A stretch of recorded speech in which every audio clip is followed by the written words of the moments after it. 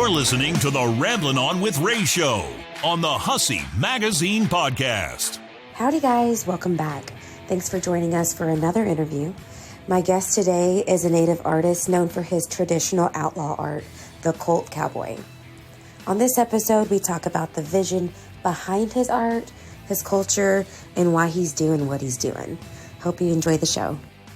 Okay, hey, it's Rea with the Ramblin On with Rea Show. This week, we have the Cvlt Cowboy talking with us. What's up? How you doing? Asakanina. It's so funny. We've been friends online for so long, and this is the first time I'm hearing your voice. Yeah, it's kind of a weird trip to even meet people nowadays, just in general, even people I've known for years, just like, oh, nice to meet you again. Oh yeah, well, you're kind of this mystery man online too. I try and keep it that way as best I can. That keeps people intrigued, Yeah, it helps. I definitely get people that are like, whenever I put the questions out on Instagram, they're like, ask me anything. It's like, what do you look like? It's like none of your business. I like how you remain mysterious. I like that. Try. But the first thing that I got to know before we get started with all the good stuff is, I'm sure I'm not the first person to ask you this. What's up with the you and Cvlt Cowboy? Because I questioned myself right before the interview if I was going to fuck up the name. Yeah, so like the cult, I purposely don't spell it with the U because, it kind of gives some homage to like my roots as like a metalhead, and I'm a big black metal fan. So it goes back to like that true cult meaning. So people are always like, oh, you don't know how to spell? And it's like, yeah, partially, but, See, I'm not a metalhead, so I just thought, oh, that name was probably already taken. I mean, there is someone trying to run with that name with the U, and I'm like, is that a thing I should be worried about? But right? Yeah, y'all copying my shit or what? I'm gonna trademark just the V. Yeah, exactly. Okay, so if we have somebody that is not familiar with who the Cvlt Cowboy is, which is impossible, you have such a big following, but describe Cvlt Cowboy to us.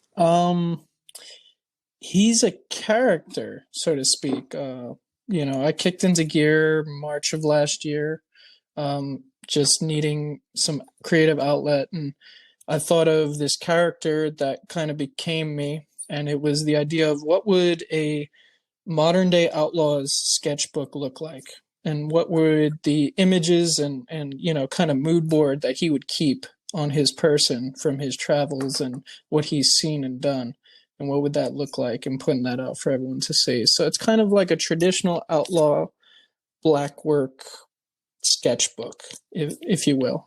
That makes so much sense now that you have like put it into perspective for me. I'm like, okay, yeah, I get it. It is a sketchbook. Yeah, it's like everything he's seeing, everything he's thinking about, everything he wants to do and accomplish, everything he doesn't want to see or accomplish, inner thoughts.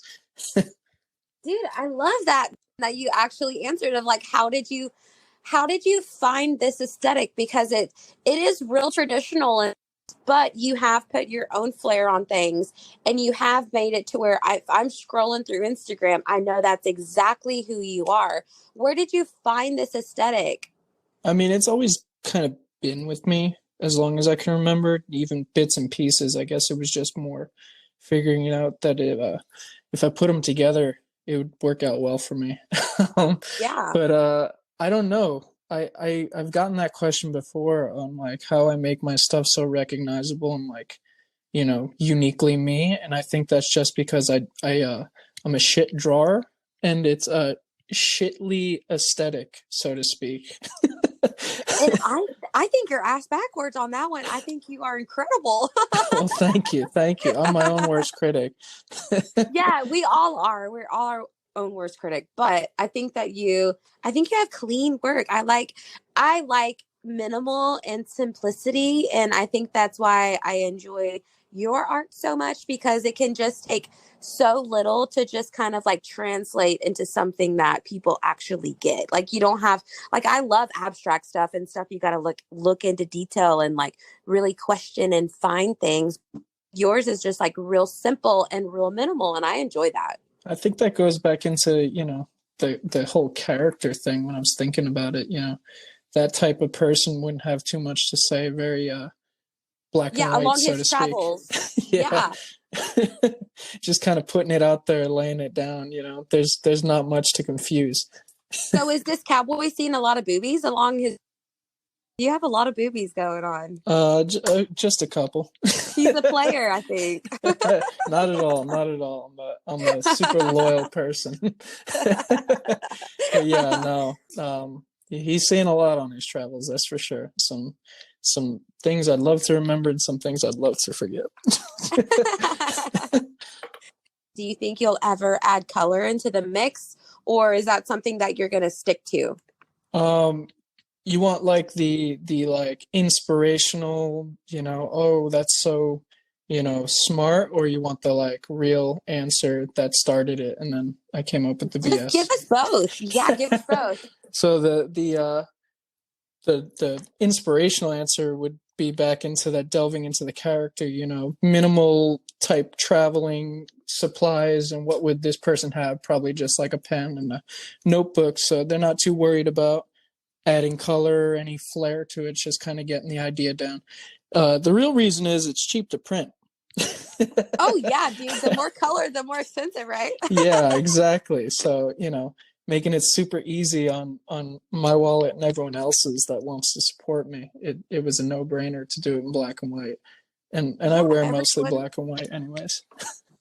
Oh yeah, I mean, me and Justin are the same way. Like we love colorful tees, but we don't wear them every day. If you catch us like on a day to where, we're just doing our real thing, like aside from Instagram and that, like we are typically in white or black. So yeah. And I know a ton of people that won't even buy color. So I think you were really smart of keeping it white and black, because that is traditionally, like, I know just like from the chopper world, a lot of just chopper tees are just black and white. That's what people want to wear. Yeah, it's just super easy to kind of, and it's bold too, bold will hold. It's you get a white graphic on a black shirt, black on white, and it's in your face and stuff like that. But I'm like you guys, like I'll wear either, all black, I'll be murdered out, or I'll rock a super bright pink or teal like Hawaiian shirt. It's no in between. Oh yeah, there's no in between. It just depends on who we are that. Yeah. It's funny because like if I do post a picture where I do post anything that does have me in it, sometimes I'm looking at what I'm wearing and I'm like, it's a black and white photo, but people don't realize like, oh, that's probably like the most colorful shirt I own. See, that's really shocking though, because I think I've maybe seen like 3 photos of you maybe. Before we went on this interview, I was like, okay, let me just go scroll through his Instagram one more time, right? I was just like, let me stalk my prey real quick. And yeah, I would have had no idea. I do see you, like you said, murdered out, all black. I reluctantly reluctantly post photos of myself every so often, or if someone needs it for something. Yeah, exactly. I think you sent me one of you and your dog, which I appreciated. Yeah, and I was still murdered out in that one. And you were, and it was in color. I saw your dog in color. It's the same thing. I might as well have just made that portion of the picture black and white. Yeah, you kind of remind me of like Smut Butt magazine, because they do all black and white too. Yeah, actually that was the first magazine I was featured in, and it worked out great. Talking with George and whatnot, he's like, yeah, everything's gotta be in black and white. I was like, no brainer.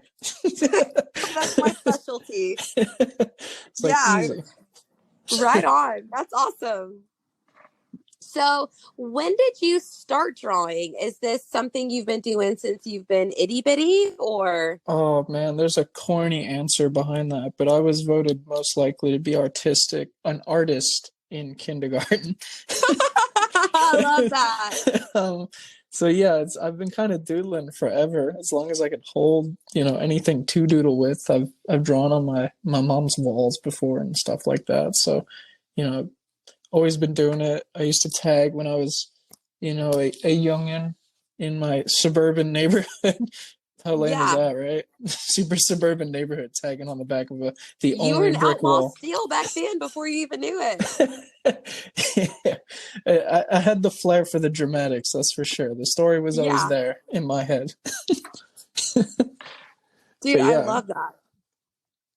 So whenever you were doodling in your suburban neighborhood, what were you drawing? Was it anything relative to where you are now? How did everything kind of translate into the character and to the sketchbook? Has it always been this aesthetic, or did you kind of like slowly gravitate into finding your niche? Yeah, it's always been kind of the same thing. Always knives, guns, girls, bikes, dudes fighting. I don't know. It's just I kind of grew up on like, my grandfather always watching like westerns with him and like, Jackie Chan movies and stuff like that. And my dad would always yell at him like, "You're showing him too young." Like, he would always show me that type of stuff. And, I just kind of, I guess, spat out what I saw, and it kind of stuck with me. And you draw it enough, you kind of get used to drawing it and you get a little better as time goes on. So I never really stopped. But it got me in trouble in high school, that's for sure. I had a pre-calc teacher my senior year. She decided to like write a report that I was threatening her on my tests because I had doodled a bunch of like wild shit on the sides of the test. Like some bows and arrows. Yeah, like just normal, what I would consider a normal drawing for me now. And, movies. Product of Catholic school. It's horrible. Did you go to Catholic school? I did. From first to senior year in college, I was at a Catholic school. It's awful. That's so funny. Parents, you're answering all of my questions before I even answered them, because that was going to be something I asked, like because whenever I think of like old outlaws, I think of Western movies and, John Wayne and all that. And I was going to ask you, like, if there were any inspiration behind that, or any artists aside from movies that you really gravitate towards, that you kind of want to make a rendition of your own. Oh, I've always loved Clint Eastwood. He's always been kind of like, oh, he's classic. Yeah, if you had to ask me who like my quintessential movie cowboy was, it'd be him. He's just got the snarl. He's got the attitude. He's everything I wish I could be in a cowboy. But art wise, I mean, I always, I didn't stumble onto like the traditional, I guess, style of art until I was in high school. And my first ever like artist, I guess, that I really dove into trying to learn his craft was Lyle Tuttle. He's just classic dude, man. Rest in peace. But he had some beautiful stuff that he used to do, and he was covered. He had a full body suit and stuff like that, and that was just something that captivated me ever since I saw him. But current artists, I guess I'd say Bobby Lynn she's dope, man. She is so dope. She is so sick. Her stuff is just so clean, and it's like, it's similar to stuff I like to do, but she does it in like that super, decent. She has like a groovy way about it. Like, I don't know how to explain it. It's like kind of like whimsical way of doing traditional line work like you do. I've never seen something so soft looking be so hard. Exactly. Exactly. It's really whimsical, and I love the way that she portrays women's bodies. Mm-hmm. She draws bodies so beautifully, and I always the message behind it is also always just like mesmerizing. Yeah, she's a fucking real motherfucker. That art is, I mean, when I see her post, I get giddy. I'm like, yo, this is sick. This is so cool. Yeah, exactly. I think Yeah. so too. She's a badass. She's a force to be reckoned with for sure. Oh, she is indeed. If you're listening, Bobby, I'd love to collab. We love you, Bobby. Shoot my shot. We'll tag her on this episode. Yeah. Right. Who the fuck is this dude? No, I'm sure she knows you, dude. Like, I mean, you're super known. You were one of the first. I jumped on Instagram and I was like, I'm gonna do my thing, doing my thing, and I found you and I was like, holy shit! And I think that was the first time that we spoke, because I think I probably liked like 50 of your posts at once.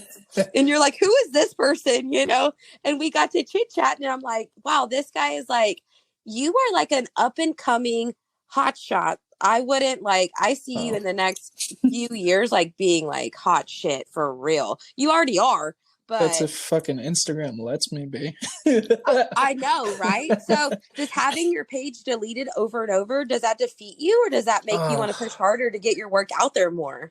It's a bit of both. I go through like my grieving stages, I guess. Yeah. I went through mine with you too.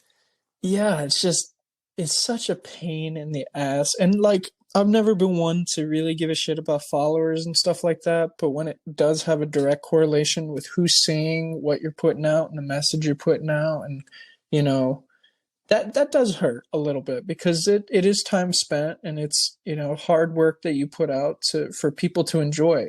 I don't get much from my art other than I like meeting people that like what I do. That's why I do it. I don't even make t-shirts for a profit. I make like maybe $1 a shirt, profit wise. I do it so people can wear cool shit. I do it so I can wear cool shit. When I come out with a new t-shirt, it's because I want a new t-shirt. Yeah, exactly. And like you said, like we put all this effort in, and it's not even like your shirts or that your art, is like that raunchy. Like there's if you look at the official Playboy page on Instagram, I can see like straight up nipples, like real life nipples, not like artwork nipples. So it's kind of like offensive to like, an artist like yourself, to where you're like, damn, like I'm actually like gaining an audience of people that are enjoying it and resharing it because they like it, and they're, purchasing my merchandise, and now like, the coppers are on me. It's like your work's not even offensive. It's like a naked girl by a cactus. Like, yeah, it's, and the worst part is like, there's so many ways around the rules too. But I'm so stubborn that I won't compromise what I want to do for the sake of following them. And that was my own downfall this last time. Was, everyone kept telling me, oh dude, you've got like 27 strikes, you're going down any day. And I'm like, nah, watch me, I'm gonna keep going. Nope. Yeah. The outlaw in you. Yeah. It bites you in the butt at some point, doesn't it? Yeah, it'll bite you in the butt real good. and then you have to rely on the kindness of But how good does that feel that you have you've already gotten so many more people that have already found you because they're like, dude, where'd this guy go? It's super nice. It's a little harder though when you're anonymous persona, because there is, unless people talk to you, there isn't an emotional attachment to like your face or anything like that. Right. So when you disappear, you just kind of disappear, unless you're shoved in people's faces again. And again, like people like you and other, models and artists that I've worked with, out of the kindness are like reposting, to try and get some of the audience back. But it's a little harder without that facial connection, I guess. Oh yeah, to put a face to the name, yeah, for sure. Especially, like we talk all the time. We conversate and we tell each other how our lives are going and everything. But, there are a lot of people that just enjoy your art. So I can see that there's so many good artists. I can see what you mean. So the struggle of like getting back what you had is really hard. And that's super unfair. Yeah. It is. I got deleted in August. I'm still getting people that are messaging me like, you got deleted? And I'm like, yeah, months ago, bro. Yeah, where you been? Thanks for finding me. I'm happy you're here, but dang. So Yeah. whenever you do work on your art, a lot of it is, like you said, personal gain and just straight, passion or something that would come out of your persona's sketchbook. But do you commission out work also for people who might want shirts or different stickers for their own brand? Yeah, I do. I'm open to basically anything unless it's gonna piss me, my relatives, or people I care about off. But yeah, no, I've done tons of commissions for, whether it's album covers or t-shirts for, even if you just want to post your own art on your own Instagram for a profile picture or something like that. Like, Yeah. I do that all the time. I get guys that are like, "Hey, can you draw my lady nude? Here's some photos." I was going to ask, how does that work? Like, if you're saying, this is what I want, do you guys go into like a deep consultation of like, this is what I want it to say, and this is the lettering, or, how does that process work? They'll send Usually, you just a nudie of their chick. sometimes, like, and here's the thing is, like, usually the people that do that, it usually comes right off the bat. I won't ask for it, even if the I guess the project scope is like, "Hey, draw my lady nude," I'll be like, "Hey, can you send me a photo of your lady?" Yeah. But usually the guys that are gonna send it like straight up nude, that it'll come right off the bat. "Hey, can you draw this? This is my lady. Here you go." Yeah. And I'm like, "Bro, does she know you're doing this?" Like, he wants it down to the detail, like the freckles and everything. well, then my next question is always like, "I'm down. What's it for?" Yeah, exactly. Where are you putting this? Yeah. And then, based on that, I'm like, maybe you should have a conversation with your woman. This seems like a bad idea. Yeah, for sure. But no, I'm usually open to anything. And I've met some cool people. I've done some really cool work. I think some of my commissioned work comes out better than things I wouldn't have thought of, because it's just, some people just have cool ideas right off the bat. And I'm like, oh shit, why didn't I think of that? Yeah, exactly. Well, that shows they're being inspired by you, like they're seeing their mind come to life through your work. So that means you're doing something right as an artist, right? Yeah, all I can do is do right by them. That's it. Yeah. And I know that I've also seen like some of your stories and stuff, and people are actually getting your artwork tattooed, right? Yeah, just a little bit. I mean, it's pretty wild. I never thought I would be a quote unquote tattoo artist without being a tattoo artist, if that makes any sense. Is that something you would ever want to try, or no? It's a weird, finicky thing where I would love to take that type of ownership over my work when people do put it on their skin and have those genuine face-to-face interactions. But because I've chosen to do this the way I've chosen to do it, I think that would just, like you said, kind of kill the mystique or the magic of who am I, and that's something I've debated on, like, oh, how long can I keep this up before someone is like, oh, I know who you are. Yeah, exactly. Yeah. And do your friends have a hard time with that, of like, because of course you've got to like have real life friends, all the time. Do they ever try to like blow your cover, or do you have to like give them rules of like, hey, if we're hanging out, you better not take a photo of me? You know what I mean? All the time. Well, the cool thing is like, there isn't much of a difference between the Cvlt Cowboy and me as far as like my daily basis look. You'd probably only really realize it was me if I was wearing like one of my jackets or my face mask with my hat. Like, my hat's a dead giveaway usually. But other than that, it comes down to like, hey, don't tag the wrong person on Instagram. Yeah, exactly. Yeah. And it's happened before where I'm like, hey, take that shit down. Does anybody catch on? They're like, oh my God, it's him. I'll stress about it, and then no one will say anything. So if they have, you're doing a great job keeping it quiet. So kudos.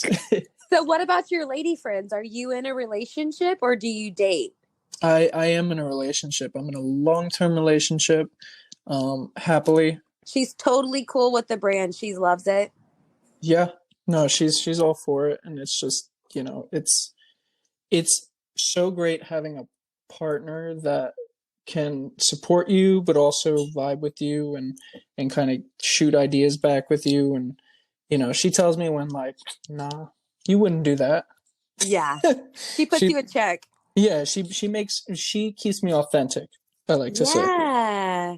Dude, that's amazing. We need to meet the cult cowgirl now. Yeah, she's cool. She's cool. She's got to be cool. Yeah, that's awesome. So what would you say that your favorite piece of art that you've done, and what does it mean to you? There's an illustration that I've done that it's the full rendition of, so my logo is the Cult Cowboy head, as I like to call it, with the arrows crossed. And I did a full rendition where I put the head on a full body on a horseback, and then I put some arrows in him. And that was when I was going through a lot of self-doubt. And that was kind of my metaphor for, like, just keep riding on. Don't let the arrows stop you. So that one means a lot. Yeah, you're wounded, but, like, just keep trucking, Yeah, and it's also the most requested to get tattooed. And I have to tell people, I'm like, oh, this one means a lot to, like, me and the brand and stuff like that. You cool with that? Yeah, you sure you don't want to go with this other one? I mean, generally people are, I've yet to have someone say, no, fuck no, I'm not doing that. Usually they're even more gung-ho, and I'm like, all right, well. Yeah. Feels like an episode of Yellowstone. It's like I'm branding you. Exactly. Yeah, dude. I think that my favorite one of yours is the chick that's riding a bullfrog. Oh, the Christmas one? I love it because a lot of people don't know this about me, but I love frogs. I love frogs so much. Justin buys me frogs all the time. My granddaddy used to build me frogs out of, like, nuts and bolts that he would weld together. I love frogs. And so if I were to, like, ask you ever, can I get something tattooed of your work on my body, it would be the frog. Yeah, let's do it up. my lady loves the frogs too, but she especially loves it if I do an armadillo. That's her favorite. She loves the dillos. I love an armadillo on its back, curled up, drinking some tequila. Exactly. I love that. I love it. For Christmas, I actually got her a taxidermy armadillo, and Did you really? Of course. Oh my God! You'll have to send me a photo of that later. She was beside herself because she kept asking for it, and I kept saying, "No, you're gonna scare the shit out of the dog." Dude, that is so cool. I had to. That's awesome, man. You need to do a piece of art, like, in honor of, I'm going to say Cult Cowgirl. That's what I'm going to call her now. I'm going to tell her that. With her armadillo. I love that. Yeah, there's a discussion. Well, I'll call it a debate about what the name of the armadillo is. She wants to call it, oh God, what does she want to call it? I've completely tuned out the name because I just don't like it. I call him Jimmy Buffett, but... Oh, has he got Jimmy Buffett vibes? No. Oh, okay. I don't know why I picked Jimmy Buffett. It was either that or cilantro.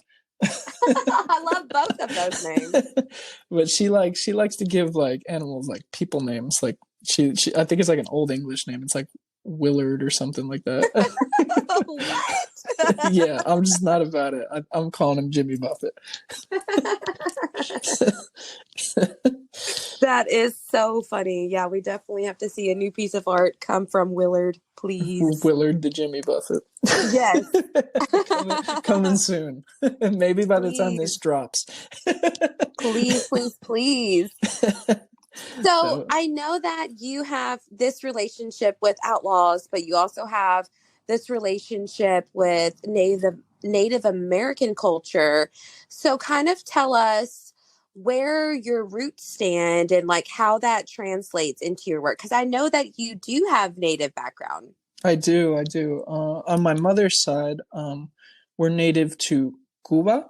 So the traditional tribe that my family comes from are known as the Siboney. which are the Siboney Taino, the western part of Cuba. They were the first people to live in the Caribbean and in that island. And unfortunately, we were also the first people to meet Columbus. Oh, nice. Yeah, except nice, but nice. Yeah, he did a number on us. He fucked us up. Yes, poor guys. Yeah. And he didn't need blankets to do it, unfortunately. Yeah. But yeah, so that's where my roots kind of lie. So shout out to all Taino out there. And did you see a lot of that culture like coming in as a child? Like, do you guys still kind of like honor that heritage and like bring it into your lives? So there's a weird kind of stigma in I'll say Latino culture, because obviously Cuba is part of, indigenous Latino, because of the conquest of Spain and stuff like that. So when, the colonizers came and settled and stuff like that, they kind of made it almost illegal or frowned upon to accept those type of roots. So there's been generations that have kind of like ignore it, or you don't say that out loud, So I didn't grow up reaching these traditions and stuff like that, even though it's kind of like a thing that it's embedded in you. Yeah. So I'm what you would consider reconnecting, in the sense that I kind of said fuck it, and I was like, you know what, I'm learning about my family, I'm learning about where we come from. And it's weird because my mom and her parents will answer questions, but as soon as they realize it's because I'm trying to connect the dots with our family lineage and our culture and stuff like that, immediately it's no somos indios. Like they it's almost like there's no more information. Is that what you said? No, it means we're not Indians, essentially. Like, they don't want to be tagged with that. It's so frowned upon and stuff like that. That was what she was. That's her. You know what I mean? She was raised that way, so that makes sense. Exactly, but it's like this weird thing where my grandfather thinks he looks like Desi Arnaz, like a super suave Elvis Cuban, but he's like this dark tan. He looks more like Chief Joseph than anything. It's like I don't know where they get off, denying that part of our family. I just can't. I'm not that type of person to ignore my roots. So yeah, See, I was raised in a small town, mostly country western, but we had Fort Parker, and that's here in Texas, and it's basically where Quanah Parker, he was a chief Indian, and he captured Cynthia Ann Parker as a white woman, and as a child, and then she became the chief's wife and had all of his babies. She was raised as a Native American woman, and she adapted to the culture. She was a Native American woman. And then the Battle of Fort Parker, they took her. Okay, so they took her during that, and then years later, as a grown woman, I would say probably like 50 to 60 years old, they finally captured her back. The white people did, and she never could grow accustomed to that culture. And I've always resonated. Like, we went, it's a national park, like near on the Navasota River, right outside of where I grew up. And I mean, as cowboy as we were, we always cherished our native roots, because almost everyone from where I grew up were all native. And it was just really cool, because I grew up, and I am not Native American at all, but I've always felt like one, because we grew up at this fort, and you go, several times a year, and that's where the kids are going whenever they're going on field trips from school. We're not going to the aquarium, we're not going to all these places, we're going to the fort, and we're learning about how these people lived, and we're learning about both sides of it. You go into the fort and you learn how the women cooked and how they made soap, and how they did all of these things and how the men protected from their outlooks. And then you're going out and you're getting a grand scope of what it looked like as a Native American looking into the fort. And you're learning how they protected themselves. How did they take care of their children? And so I'm like really blessed to grow up in like this cowboy and Indian type of world, because I really had my head on my shoulders of like knowing my past and where we came from. Mm-hmm. And I've always been so grateful for that, because you look back and it's such a really cool culture to look back upon. It really is. I can watch all of these cowboy Western movies, you know, all day long. And then I can want to go to like, you know, what is it? Big Horse. And I think that's in like South Dakota. Mm-hmm. And, you know, and it's his men. And my daddy's been there several times. He's traveled up there on his bike and he's camped on these basically these cemeteries of just all Native American people. And you look at these reservations and it's not government owned, it's family owned by the reservation. And it's just such a cool culture. Like if you're listening, like dive into it. It's really interesting. And I think that's why I gravitated towards your page so much, because there's a story behind what you do and all of the culture that comes in with it. I like to say that, you know, it kind of adds a rawness to it. And the, like you said, the simplicity in what I do, you know, that there's a simplicity to living with the land.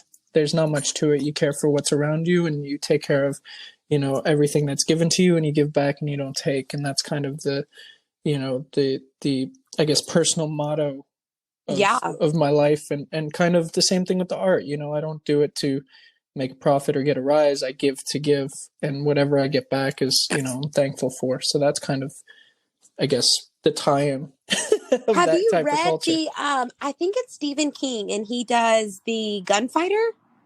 No, I have not. I'm really bad at reading. I'm horribly dyslexic.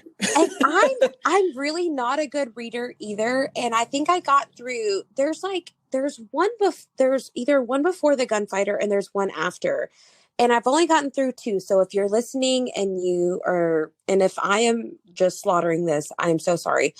But I was probably drinking tequila. So I imagine, as my memory serves me, of reading your books. I mean, watching your art and reading these books, because it's this cowboy and it's his travels.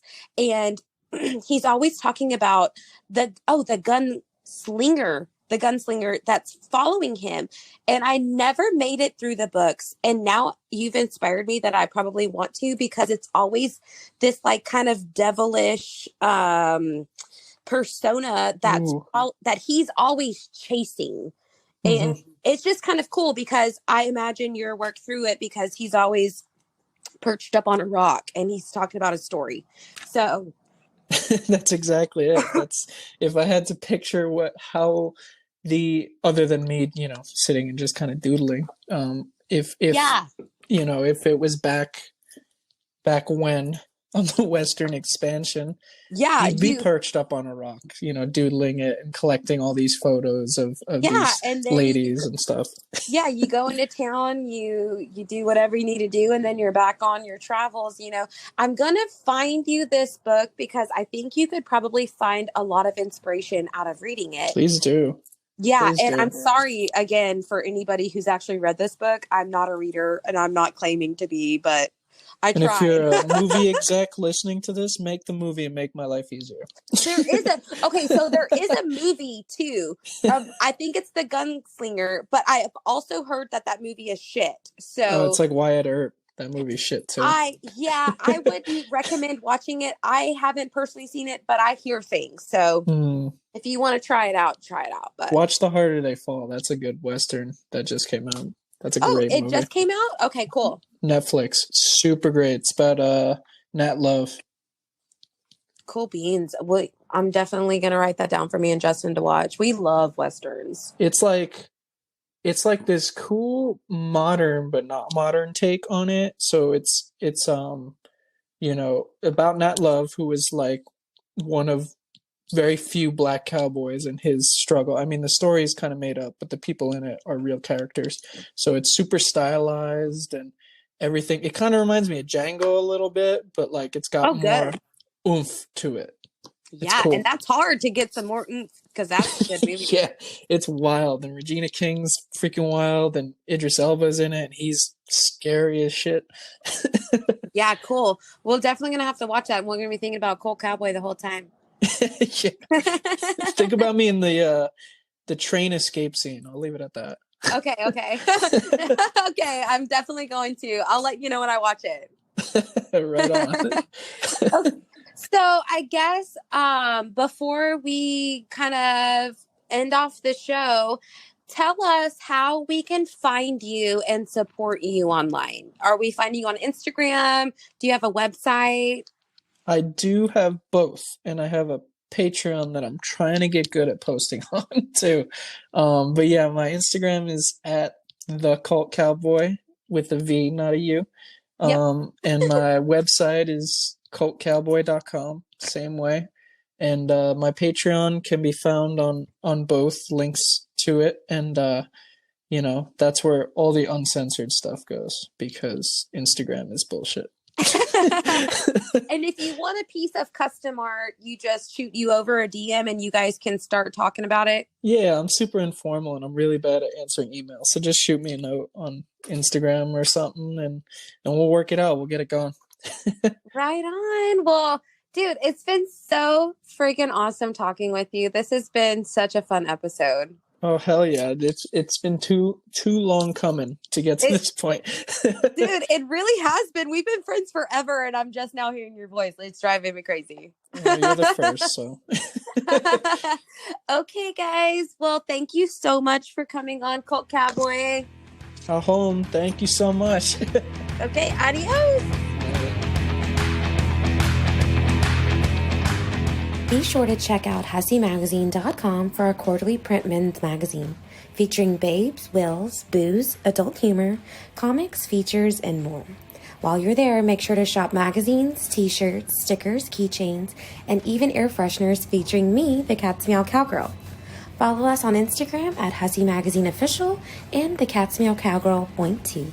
If you want to see me be naughty, subscribe to my OnlyFans at onlyfans.com/the Cat's Meow Cowgirl.